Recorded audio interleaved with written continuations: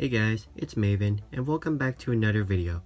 Now, for this video, I'm going to be continuing to talk about the Robo X Battle Series.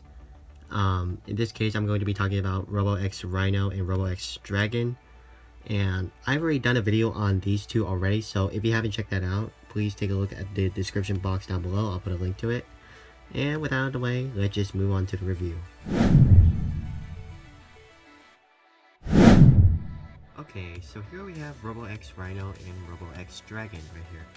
Now, originally I was just going to do the same thing like what I did for the last video, where I just showcased them both in one sitting, but since these two are a little bit too big in frame, I'm just gonna do them one at a time, starting with Robo X Rhino. So here we have Robo X Rhino. Now as you can see, I just threw in the same minifigure right here, just like in the last video. But I'm just going to set this off to the side for now. Now let's take a look at the overall design for this figure. As you can see, there's pretty much nothing going on with the legs. They're just pretty plain and simple, but I just like it because of its simplicity.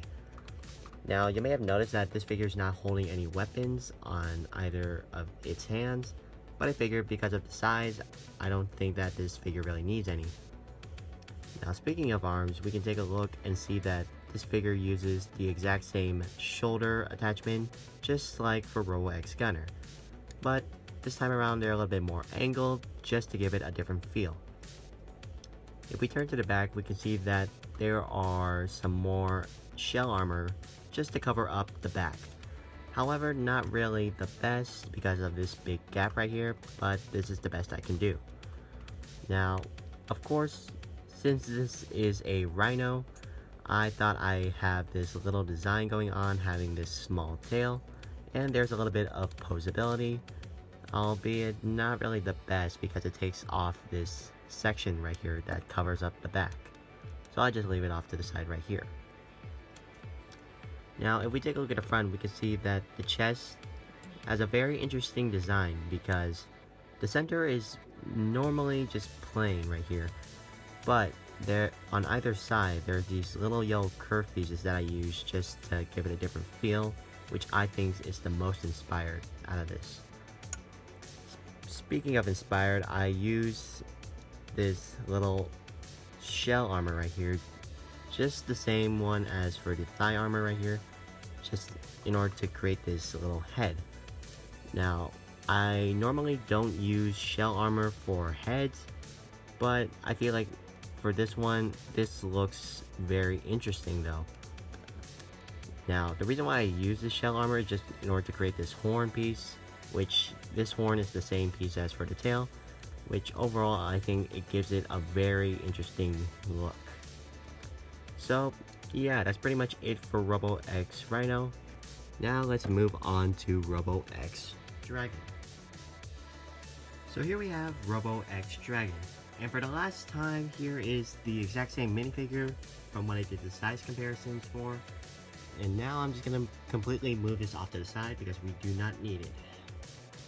Now let's take a look at the figure itself.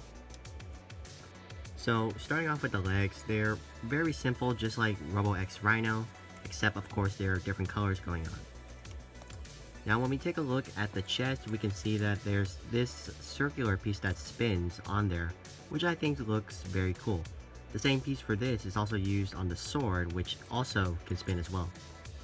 Now speaking of the sword, it is a similar design to Robo X Slasher's swords.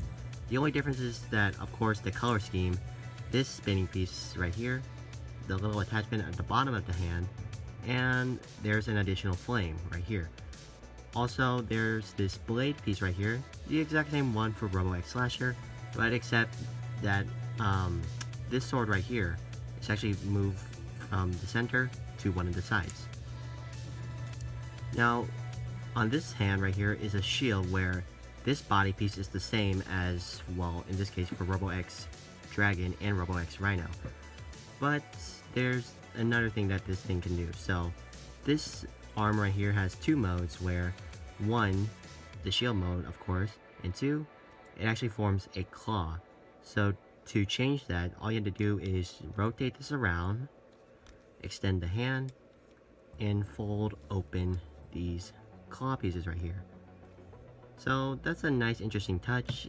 It's a very big hand actually though, so it's kind of too heavy for the figure to hold. So I'm just gonna fold this back into its shield mode. It's just that simple. Now let's move on to the back right here. As you can see, there's this piece right here that's supposed to resemble this tail. And this end right here, that's the same piece that's going to be used for the head. I'll talk to you about that in a sec. And right here, these are the wings right here. They're very simple. They can move all different poses, left to right I just showed, as well as up and down.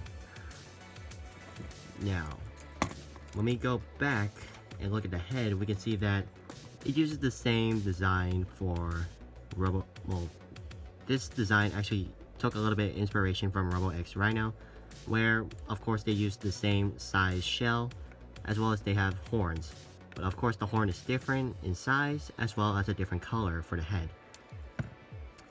Now, I just want to draw back attention to the back, where you may have noticed that this piece right here, this pin, that's actually where you can store the sword. So I'm just gonna quickly take this off right now, and we can just put it on the back of Robo X Dragon. Of course, you have to move the tail out of the way and the wings to the sides, so you have easy accessibility, just like that. So I'm just gonna move back the sword on the hand, just like that, and set the figure back down. So there you have Robo X Dragon, and there you have Robo X Rhino. So there you have the Robo X Battle Series, a pretty interesting yet fun series to be built out of Lego, though, in my opinion. I would say that my favorite has got to be Robo X Dragon right here, but feel free to comment down what's your favorite out of the 4 I have. So that's pretty much it for this video. I hope you guys like the creations I built. Please make sure to like, comment, and subscribe, and I'll talk to you guys in my next video.